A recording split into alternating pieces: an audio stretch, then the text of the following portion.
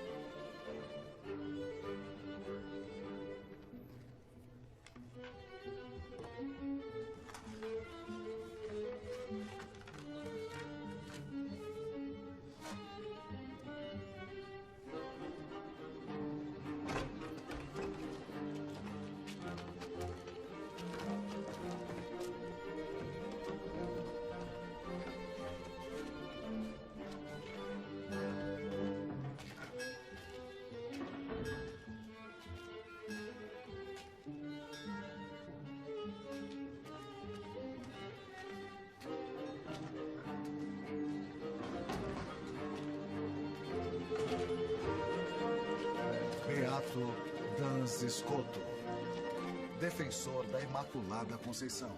Versão brasileira PKS. No espírito humano, intelectualidade e vontade não são coisas realmente diferentes. Mas a relação entre si é tal que, cronologicamente, o ato do conhecimento precede o ato da vontade. Conforme aquele tema que já conhecemos tão bem. Ninguém quer o que não conhece. É isso mesmo. Exato. Não se quer nada que antes não tenhamos conhecido. Por outro lado, porém, não podemos negar que absolutamente nada tem mais vontade do que a vontade em si mesma. Qual é o doutor que afirma isso com autoridade? Gregório. Correto, e também Damasceno, mas antes dele. Agostinho. Muito bem, Guilherme. É ele. Bom, se está estabelecido que a vontade é que tem a primazia, me digam. O que é melhor? Querer o bem ou conhecer o bem? Conhecer o bem não torna alguém necessariamente bom. Querer o bem e praticá-lo, sim. Muito bem, Guilherme. Além do mais, a vontade é mais perfeita do que a inteligência. Porque a corrupção da vontade é pior do que a corrupção da inteligência. Será que é mais grave odiar a Deus ou não conhecê-lo e não pensar nele?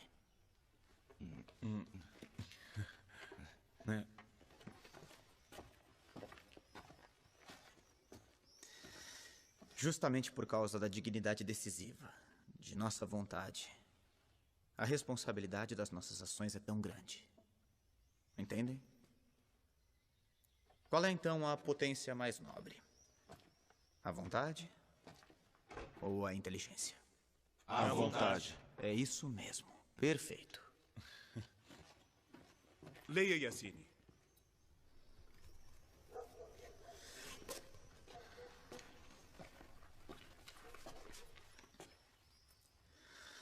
Felipe IV, por vontade de Deus, rei da França, a todos os mestres de teologia, das artes, do direito e da medicina do reino, torna público a todos os docentes e discentes das 5 universidades do reino, cultores das ciências humanas e divinas, o traiçoeiro gesto daquele que está sentado por perniciosa trama simoníaca no trono pontifício, com o nome de Papa Bonifácio VIII. Isso é uma coisa que não poderia estar acontecendo, não acham? Com todo respeito, senhor reitor, isto eu não posso assinar. Você deve. O rei difama o Papa e ainda quer nossa aprovação. Eu disse para assinar.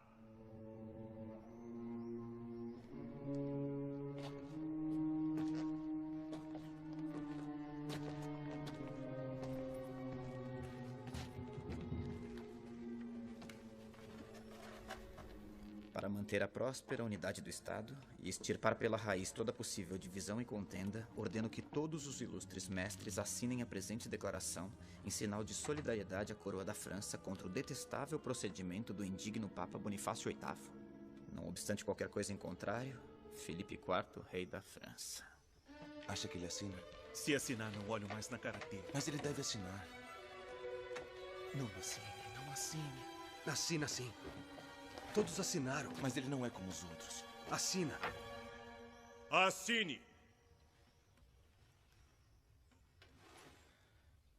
Não assino. Não posso. Vai se arrepender. Concordo com o professor.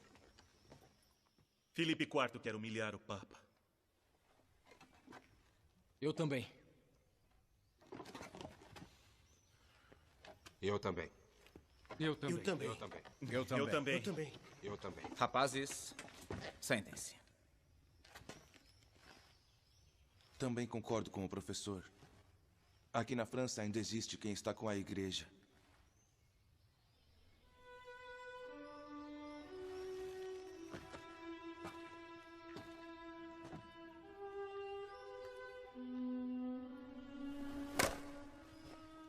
Que assim seja.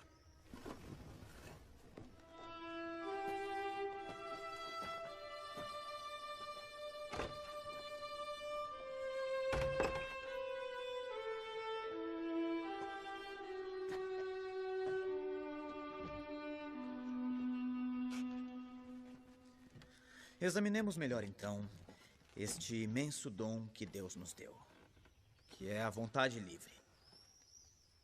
Me digam, é realmente verdade o que sustentam alguns mestres inovadores? Que se não se pode pecar, não se é livre. Eu sei, é uma questão delicada. Basicamente é o mesmo raciocínio da serpente no Jardim do Éden, no livro do Gênesis. Mas o que nos diz a autoridade de nossos pais? Anselmo ensina que o poder de pecar não é liberdade. Não é sequer uma parte da liberdade.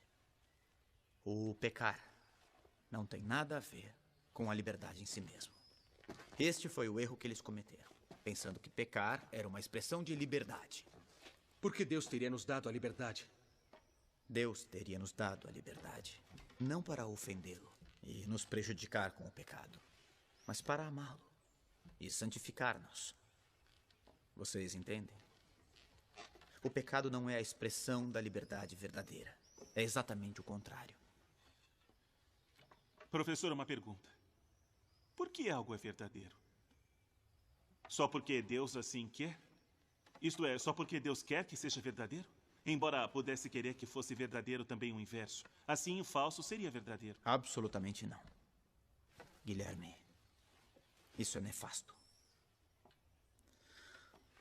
Se aplicasse às realidades humanas, um tal querer arbitrário que prescinde do bem como sistema de domínio, teríamos sempre efeitos devastadores com atrocidades e sofrimento para toda a família humana. Isto não se deve esquecer nunca. Por hoje é só. Oremos. Nós te agradecemos, Deus Todo-Poderoso, por todos os teus benefícios, tu que vives e reinas pelos séculos dos séculos. Amém. Em nome do Pai, do Filho, do Espírito Santo. Amém. Amém.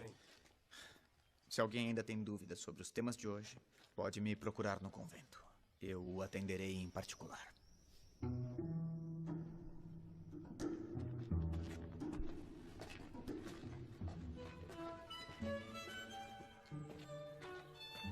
Depois do que disse hoje, não será mais o predileto do professor Escoto. E você é um franciscano como Me ele. deixa.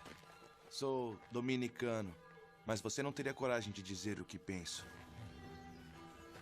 Acha que seria capaz? Eu não sou doido. Um bom espertalhão. O professor Escoto pode ser uma estrela, mas me parece que por trás daquela aparência ele é muito arrogante. Todos assinaram a declaração, ele também podia. Se não te conhecesse, ia achar que é um invejoso. Se é assim que você pensa, até logo. Ei, se acalmem.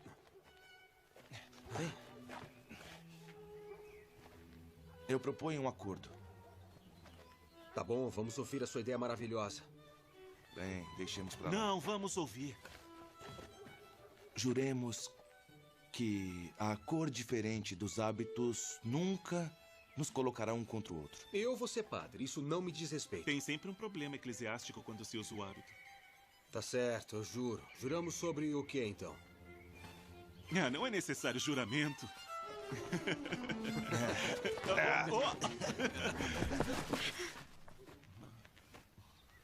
Me perdoe. Perdoa. Ele é assim mesmo. Pode acontecer.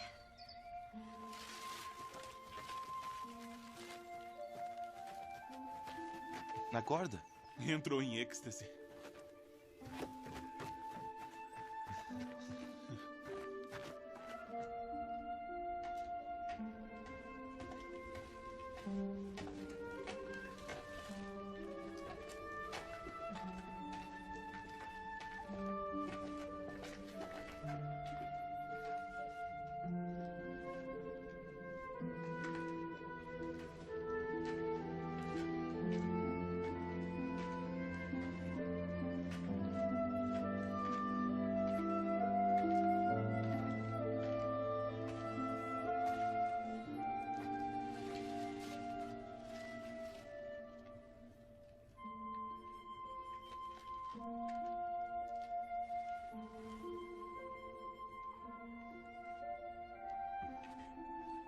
Esqueceu isso.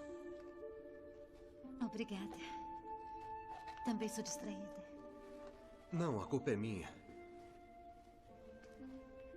Por que todos os dias vim aqui na igreja trazer flores? Eu já te vi outras vezes. São as irmãs que mandam. Trabalho com elas. Ah, sei, eu pensei que era a promessa. Está estudando para ser padre? Sim. Em breve serei.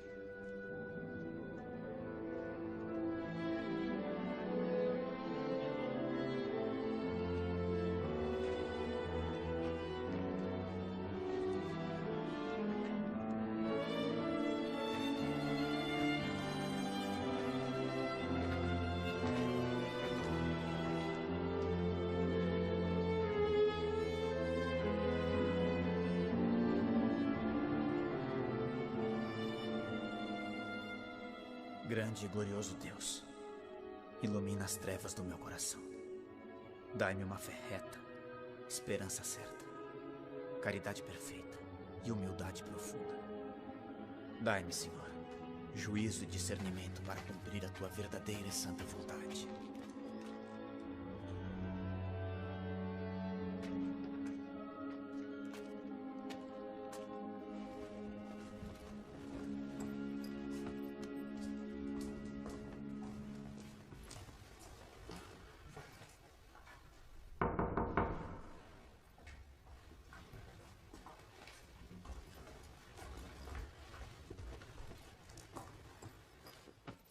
O professor está fora do convento?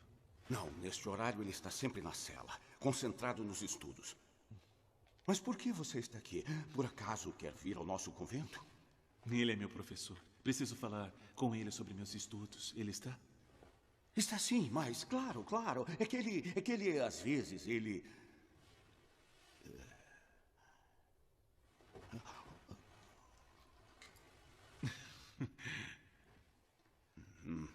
Deixa pra lá.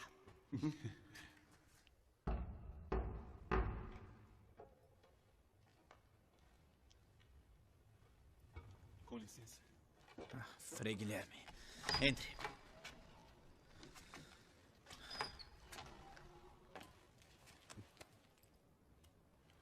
Posso perguntar sobre o tema de hoje? Sim, claro. Estou ouvindo. A criação do mundo para Deus foi uma coisa totalmente livre, correto? Correto. E, ao criar, Deus poderia ter feito alguma coisa de diferente do que fez? Sim, poderia. Certo. Pois bem, Me parece que ele, sendo absolutamente livre, onipotente e transcendente, não pode ser limitado por nada. E nós o que sabemos? Não podemos limitar Deus aos nossos esquemas finitos. O ente infinito não depende de nada. E porque ele é onipotente, pode fazer aquilo que quer. E se Deus quer que o preto seja branco, o preto será branco. Se Deus quer que o calor seja frio, o calor se tornará frio. Se Deus quer que o falso seja verdadeiro, o falso se torna verdadeiro. Deus poderia fazer também o contrário do que realmente fez. Ele, enfim, me parece ser inconcebível. Ele está acima e além de tudo, também do que consideramos ser o bem e o mal. O que acha disso, professor?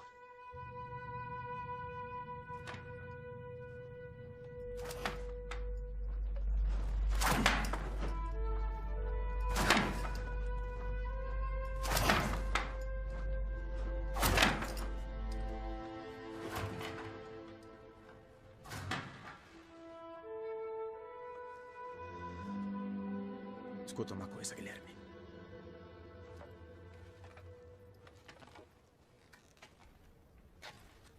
É justamente este o grave perigo de que falei na aula de hoje. Você deve distinguir bem. Deus, por acaso, poderia ter criado um mundo diferente? Sim. Mas não com uma ordem contrária ou contraditória à ordem do mundo presente.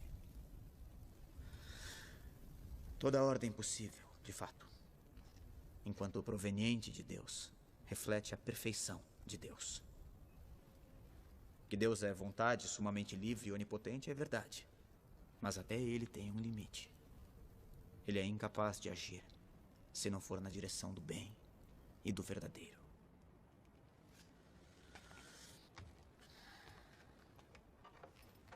Deus nos conduz à beleza. Ele não pode se contradizer, entende? Sim. E se pensar bem, isto não é um limite, porque atribuir esta contradição a Deus é como dizer que Deus é imperfeito, compreende? É por isso que tudo o que Deus quer é sempre sensato, sempre de acordo com a justiça. Nunca se esqueça disso, Guilherme.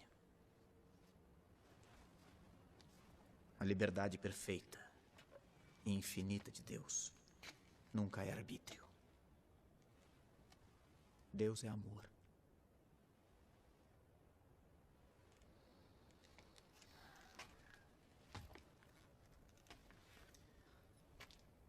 O Deus que você me faz lembrar é a serpente, a homicida mentirosa que levou Eva à traição. Frei, estou confuso.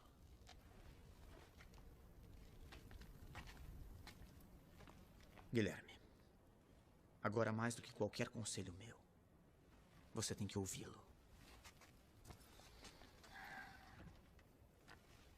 Contemple-o bem. Ele é a resposta às suas dúvidas. Ele é a resposta para toda dúvida. Jesus podia nos salvar apenas com um suspiro, apenas um. E ao invés, olha, nada o obrigou a tanto. Os homens não teriam tido nenhum poder sobre o Filho predileto de Deus Pai. Disso não tenho dúvidas. É a verdade. Não há amor maior.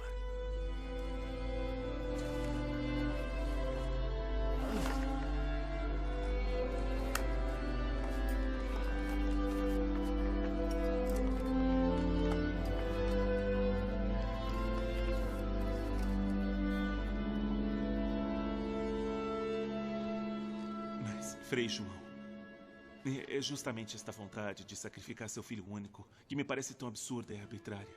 É contra toda a lógica.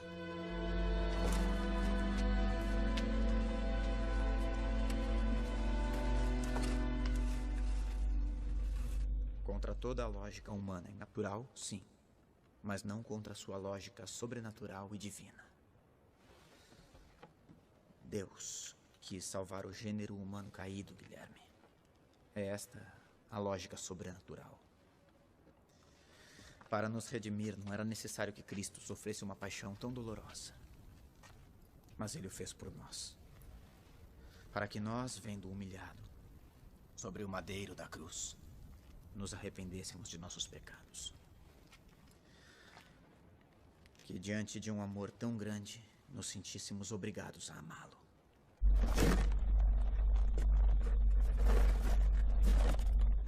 E diante deste nosso amor, não tanto por ele, mas por nós, que apenas olhando-o pudéssemos nos salvar e assim participar eternamente da sua beatitude. Como não fui capaz de perceber sozinho?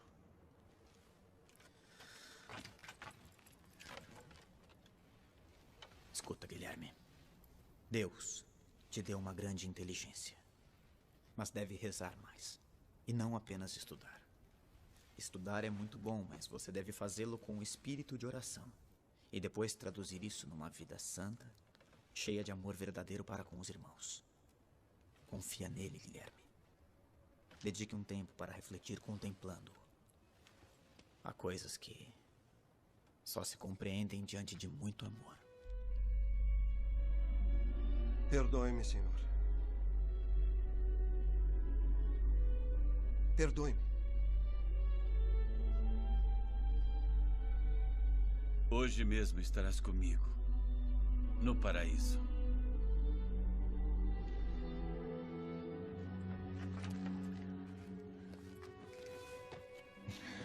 Obrigado.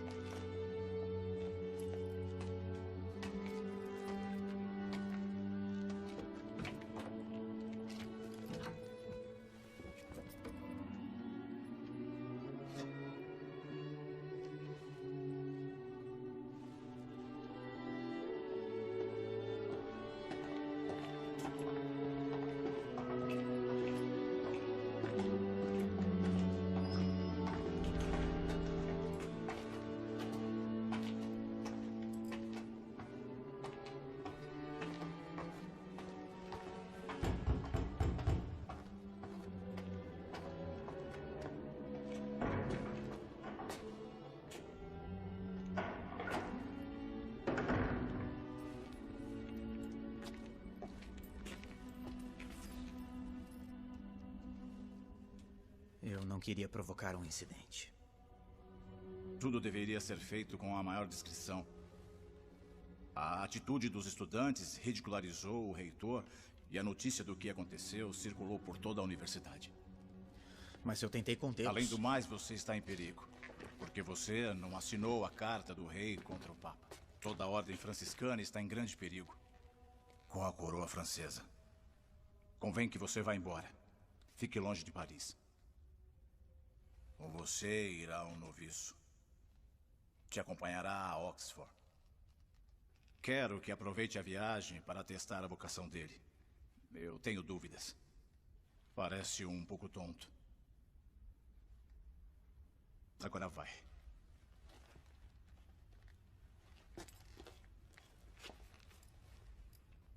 Que o Senhor te abençoe e te proteja durante a viagem.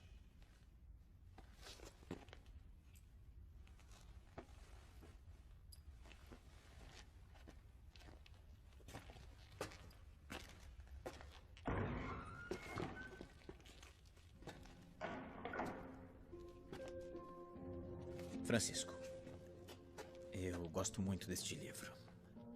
Fala dos mártires cristãos. Por Jesus pode-se chegar a dar a vida. Lerei e o assimilarei. Você foi corajoso ao se levantar em minha defesa. Mas não devia ter feito isso.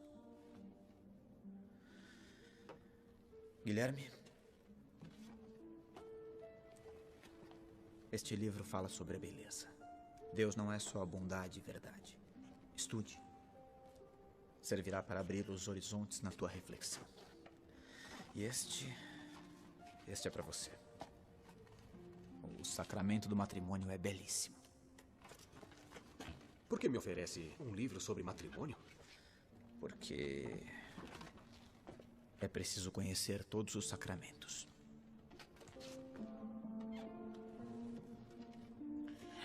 Padre. Padre. Consideramos como um empréstimo. Quando o senhor voltar, restituiremos.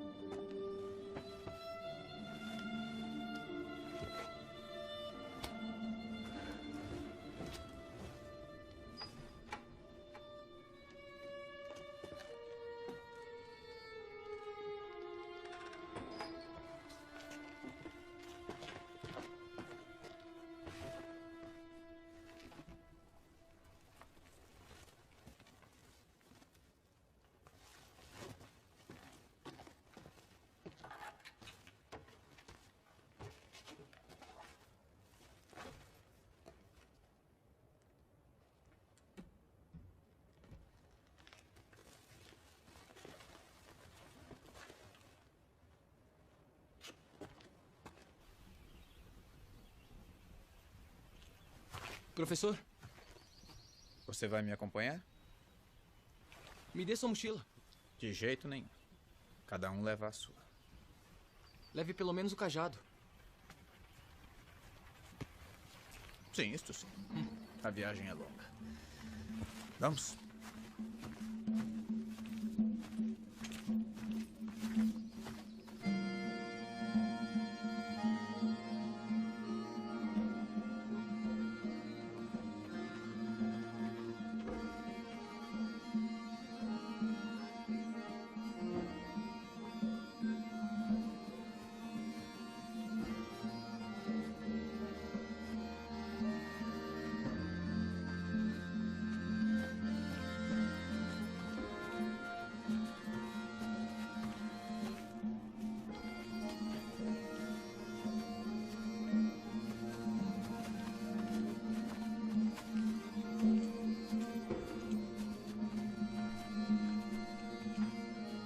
Como você o imagina? Grande. Grande? O quão grande? Grande como toda Paris. É maior. Como maior? Isso é impossível. Espere para ver. Muito bem, chegamos. Pronto? Agora eu tiro sua venda.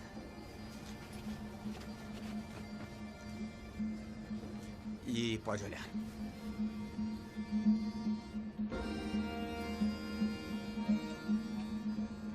Isso é imenso. Não se vê o fim. E o que é que ele te lembra? Nosso Senhor, que o criou. Eu blasfemei? Não, ao contrário. Disse uma coisa muito profunda. Mas onde está a Inglaterra? Não se vê nada. É como o Nosso Senhor. Existe, mas não se vê. É preciso tomar um navio e atravessar o Canal da Mancha para chegar. Nós partiremos de lá. Os navios devem ser grandes para atravessar um mar como esse. Sim, tem navios grandes e pequenos. De onde você é exatamente? Sou dos Pirineus. E como chegou a Paris? Seguindo os frades. Seus pais sabem disso? Sou órfão. Os frades. Por que você seguiu os frades? Segui desde pequeno. Eles nunca me maltrataram.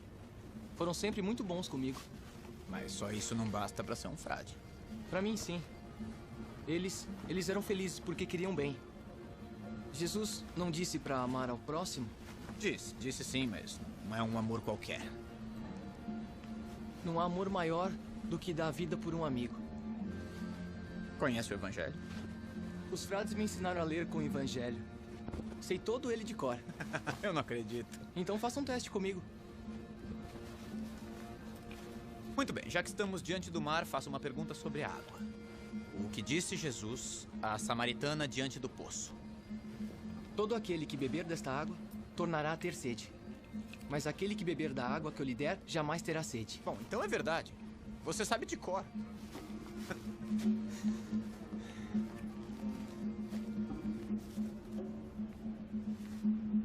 Vai.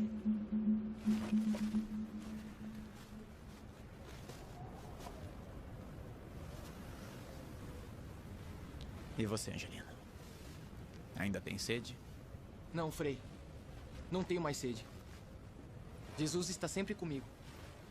Então eu lhe digo que a água que Jesus te deu será em você uma fonte que jorra para sempre, Angelina. Quando eu era pequeno, ninguém acreditava que eu pudesse ser frade. Diziam que eu era um tonto. O senhor tonto? Não existe ninguém mais inteligente que o senhor. Devemos tudo ao nosso Senhor, Angelino. Eu ainda me lembro o dia em que eu pedi para ser franciscano. Eu era só um menino. Não.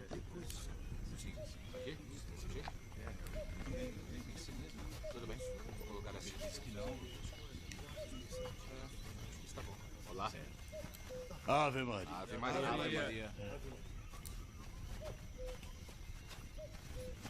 Tio!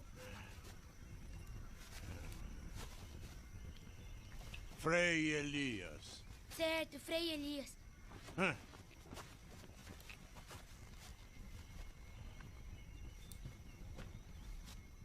O que foi agora? Tô com medo. Não. Há um mês que me pede para falar com ele. E agora entra. Ave Maria. Ave Maria, Frei Nhanhelo. Quem é esse garoto simpático?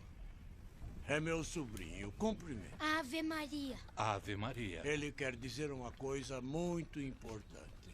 Oh. Então, uma coisa importante. Diga obrigado. Tome. Obrigado. Então diga, por que você veio aqui nos visitar?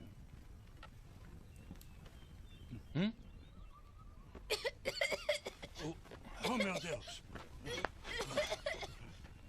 Cospe! Cospe! João, cospe!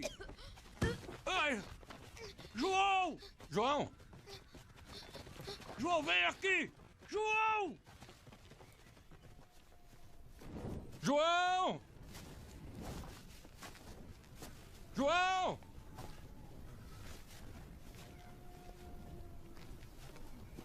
Mas quem é esse menino? É o meu sobrinho. Caramba! Como é que me deixei convencer? Onde foi se meter? Que besteira ele fez. Queria tirar da cabeça dele a ideia de ser frade. Mas ele me que atormenta. palavras, Frei Elias. Que palavras. Justo como na Santa Regra. É só uma criança. Fez mal fazer chacota dele. Tem que tirar da cabeça a ideia de ser frade. Deus pode chamar quem ele quiser. Deus olha o coração. Não a inteligência, entende?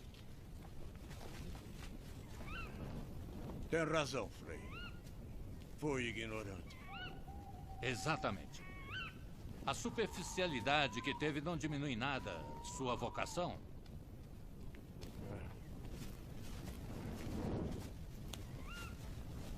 João! João! João! João! João, meu filho, onde você está? João! João! Irmãos, encontrei!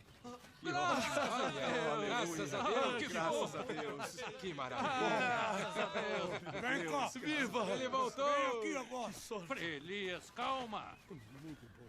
Onde estava? Ele estava dormindo numa caverna aqui perto. Frei Elias, venha comigo. Venha. Frei Elias, espere. Eu não sou seu tio.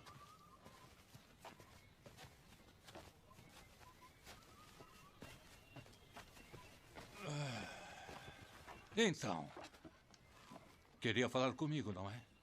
Fale. Eu quero ser frade. É claro. A bobagem que você fez não te favorece em nada, sabia? Espere. Mas também não prejudica. E... por que quer ser frade? Eu não sei. Por que eu devo concordar se você nem sabe? Sou tonto. E quem disse? Todos dizem. O Frei Elias também? Não, ele não. Ainda bem, ainda bem, ainda bem. Eu temia pela sua caridade. Eu quero ser frade. Porque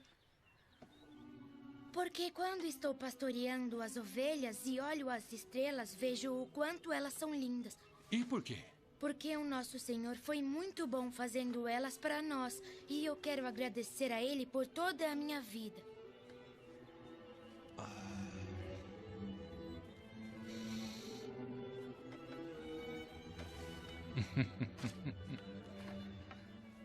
Tome. O que é? Essa é a regra do nosso pai Francisco. E por que dá pra mim? É sua. Ah, sim, é minha. É emprestada. Assim você pode decorar e depois me devolve. Quero ouvir você recitá-la. E se a cantar como um rouxinol, eu te aceitarei. Mas eu sou tonto. Ah, arrependido. Então me devolve. Não! Nosso Senhor... Nosso Senhor? Nosso Senhor pode fazer milagres, não é? Se Deus quiser, eu consigo. Sim, sim, João. Nosso Senhor pode fazer milagres. Sim.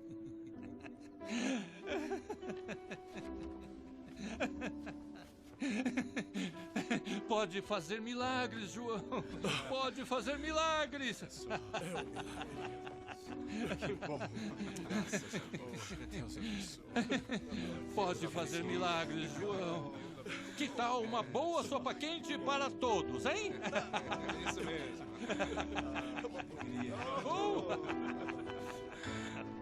Os frades não possuem nada. Nem casa, nem lugar ou alguma outra coisa. São como peregrinos e estrangeiros neste mundo, servindo a Deus, nosso Senhor, na pobreza e na humildade, e pedem esmolas confiando na providência.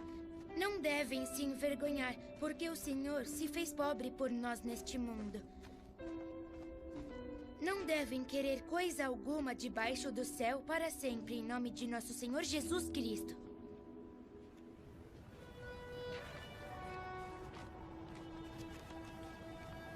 É a regra? É aquela regra? Eu não posso aceitar. Angelino, durante muito tempo eu esperei por uma pessoa como você para poder entregá-la. Mas por quê? É uma lembrança. Nós não devemos nos apegar a nada, Angelino. Fique com ela. Um dia farei como o senhor. Acharei a quem dá-la. Mas, posso fazer uma pergunta? Claro. Era tonto de verdade? Era. E por que agora é tão inteligente? É um segredo, Angelino. O que aconteceu? Vamos rezar uma Ave Maria. Tudo bem? Ave Maria. Diga-me, foi ela? Nossa mãezinha do céu quem lhe deu sabedoria? Ave Maria, cheia de graça. O Senhor é convosco. Bendita sois vós entre as mulheres, e bendito é o fruto do vosso ventre, Jesus. Santa Maria, Mãe de Deus, rogai por nós pecadores, agora e na hora de nossa morte. Amém.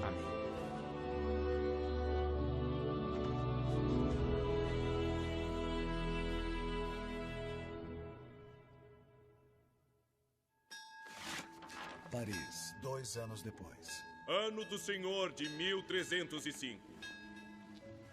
Eu, Godefridos de Fontibus, grande chanceler da Universidade de Paris, sob o generoso patrocínio de Filipe IV, rei da França, em nome de Sua Santidade Clemente V, felizmente reinante, Concedo o grau acadêmico de mestre em teologia com licença para ensinar ao Frei João Danz Escoto, da Ordem dos Franciscanos Menores.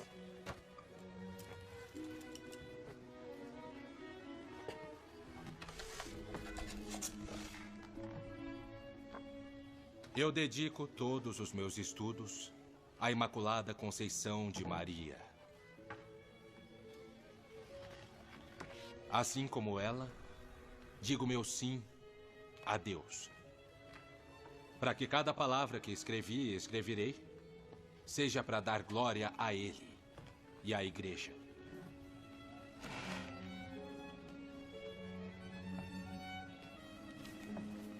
É sem precedentes a arrogância com que se coloca em discussão o padre Tomás de Aquino e outros tantos nossos professores. O senhor sabe bem que muitos professores são contrários à tese da Imaculada Conceição.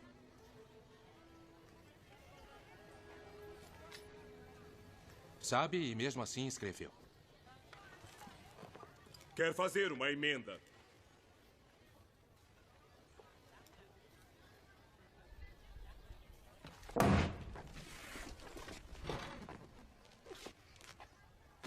Então que ele seja afastado dessa universidade.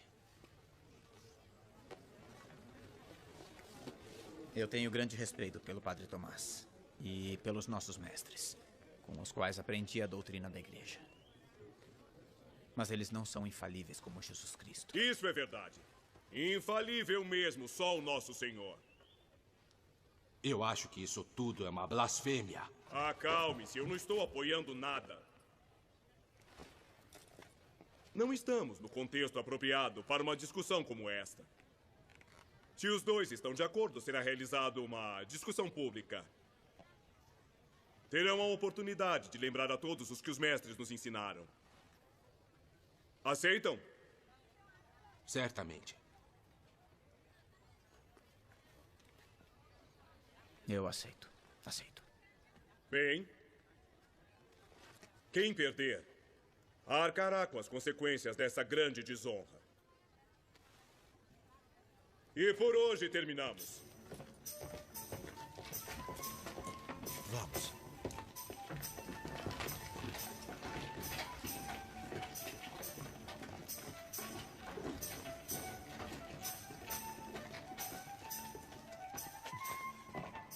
Entrem.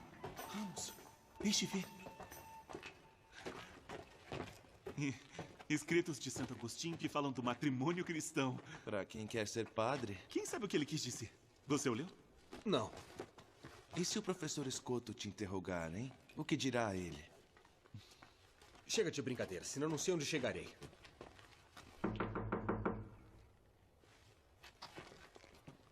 Ele não está? Vamos entrar? Sim, vamos. Deixo o livro e vou embora. Nós não podemos entrar assim na sala de um frade. Estará na capela? Então vamos ver. Eu vou embora. É um dos nossos ou quer ficar com o livro da Discórdia? Que engraçadinho você é. Por que você não entrega a ele? De jeito nenhum. Que assim seja. Mas não me peçam mais nenhum favor. De acordo.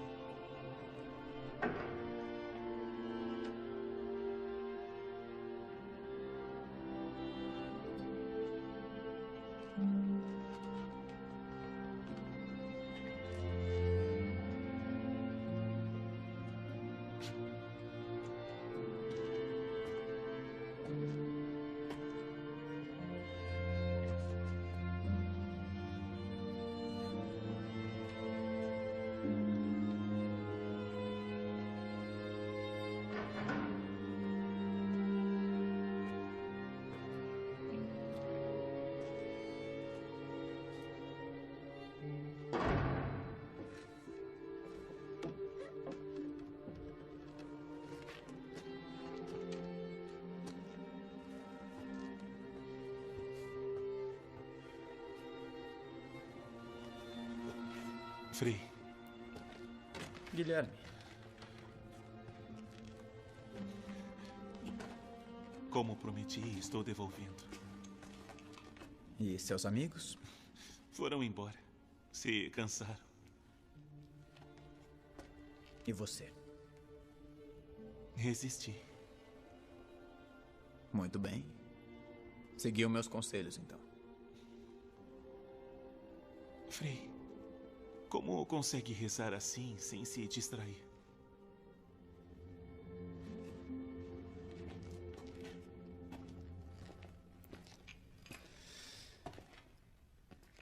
Enquanto existir sobre a terra um tabernáculo com Jesus, nunca estaremos sozinhos, Guilherme. Mas é mais fácil ver Jesus nos irmãos, não é? Eu entendo. Mas é a Eucaristia que fortifica a unidade entre os cristãos, que nos faz um só corpo. É como se fôssemos do seu mesmo sangue, Guilherme. É isso que a palavra corpo místico significa. Com o seu corpo e com o seu sangue, nos tornamos divinizados. Então convém concentrar tudo sobre isto. Não apenas. O que você disse antes não está errado. Se vivermos no amor recíproco, que coloca Cristo entre nós, e nos alimentarmos da Eucaristia, que faz cada um ser parte de Cristo, podemos sentir o Espírito de Deus penetrar em todas as coisas, em todos os seres, em cada um e no cosmo inteiro. Por isso, Francisco podia chamá-los de Irmão Sol e Irmã Lua. E pelo Espírito Santo podemos perceber uma espécie de relação esponsal entre Deus, o Criador, e a criatura. Porque o Verbo, encarnando-se, se faz criatura divinizando-a, Guilherme. É bom ouvi-lo falar assim. O plano de Deus sobre a criação é belíssimo. É uma visão tão ampla e tão majestosa que nos faz pensar de verdade no dia da entrada de tudo o que foi criado no seio do Pai. Quem sabe como será?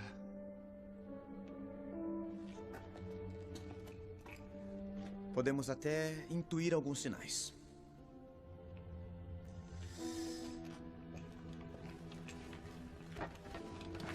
O corpo, por exemplo, que na hora da morte nós entregamos à natureza, à terra. Nós podemos ver, nutrido como foi pela Eucaristia por toda a vida, como a Eucaristia da natureza. Porque uma vez que está no ventre da terra, nosso corpo, aparentemente transformado nela, em verdade opera misteriosamente como um germen de transfiguração da própria terra num céu novo e terras novas. Mas como nasceu este amor pela Eucaristia? Com a fidelidade. E depois com um desejo que crescia dentro de mim a cada dia. Padre, quero viver ardentemente isso.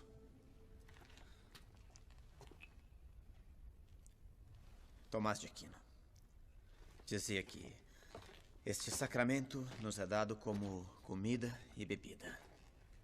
Bom, se considerarmos que o efeito do alimento e da bebida produzido no nosso corpo material é sustentar, fazer crescer, dar prazer, da mesma maneira isso é realizado pela Eucaristia no nosso corpo espiritual.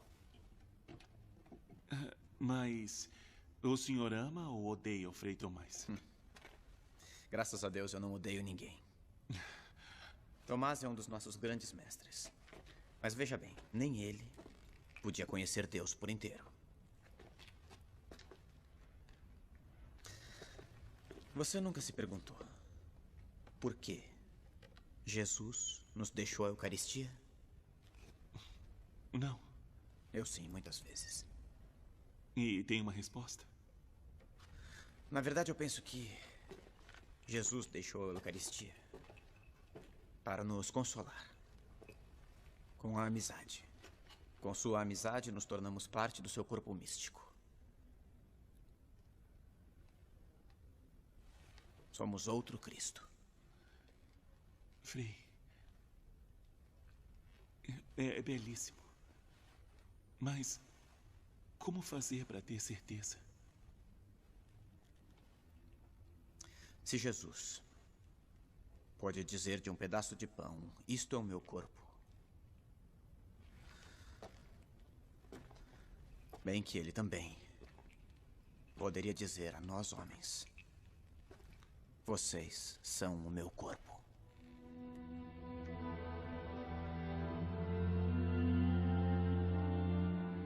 Façam isso em memória de mim.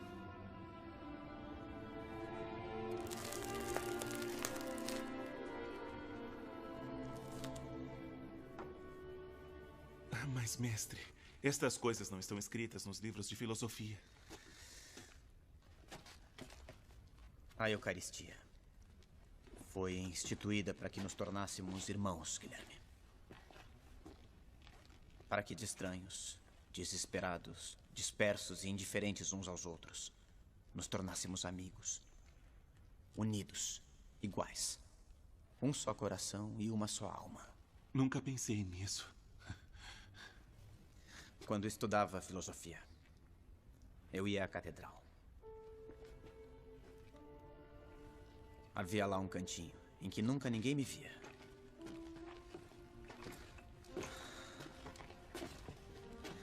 Eu ficava lá. Pegava os livros e, iluminado pela luz de uma fresta, estudava filosofia e olhava Jesus. Estudava filosofia e olhava Jesus. E esperava. Até que a Eucaristia me iluminasse para compreender a verdade. Maravilhoso. E então, vai vir ao nosso convento? Somos da mesma ordem, mais do que isso. Bom, agora temos que ir. A esta hora já devemos nos retirar para nossas celas. Só mais um minuto, por favor. Mestre, obrigado.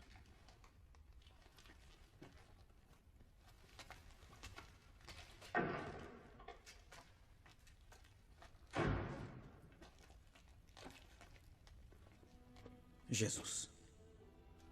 Quando comecei a dizer alguma coisa sobre a Eucaristia, eu tive a sensação de que estava para dizer alguma coisa do Senhor, numa pobre conversa, enquanto o desejo me levaria a edificar-lhe uma catedral.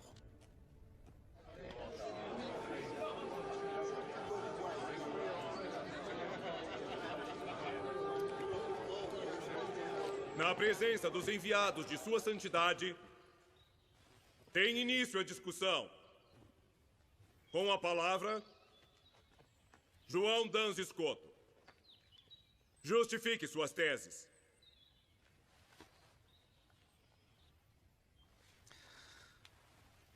A Santíssima Virgem Maria sempre foi imaculada, sem pecado desde sua concepção. Porém, ela não teria sido se não fosse preservada do pecado original. Jesus é mediador perfeitíssimo e a preservou também do pecado de Adão. Você já terminou? Por que não argumenta mais? Ele disse muito mais a nós. A regra seráfica diz para ser breve.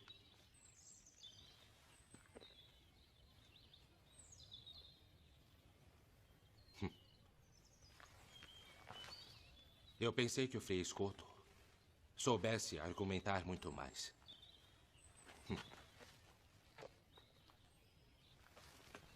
Então os franciscanos ensinam a falar de forma tão pobre. Para mim é uma glória seguir a regra do meu pai, fundador Francisco, que por amor de Deus e da Igreja deixou tudo o que tinha para ser pobre e assim praticar o Evangelho de Nosso Senhor.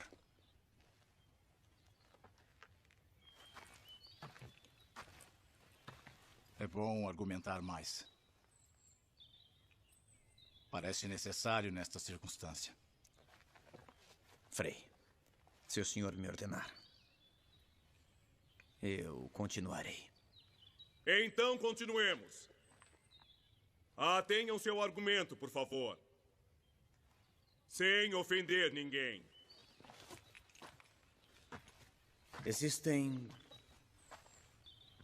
3 modos para demonstrar que Maria foi preservada do pecado original. Primeiro, já que Deus é onipotente, deve não só poder sanar os pecados, mas também preveni-los.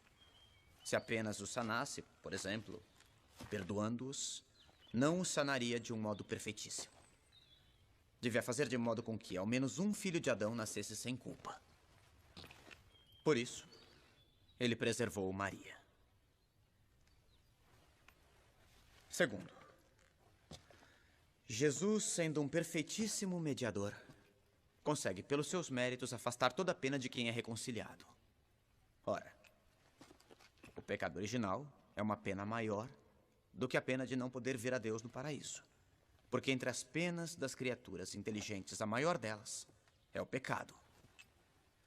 Portanto, se Cristo foi o reconciliador perfeitíssimo, ele devia fazer com que ao menos uma pessoa fosse preservada do pecado original.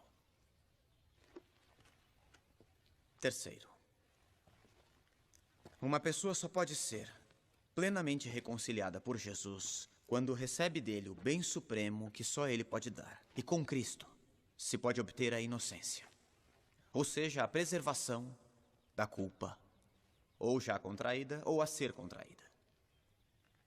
Ninguém teria Cristo como sumo mediador se ele não tivesse preservado ao menos alguém do pecado original.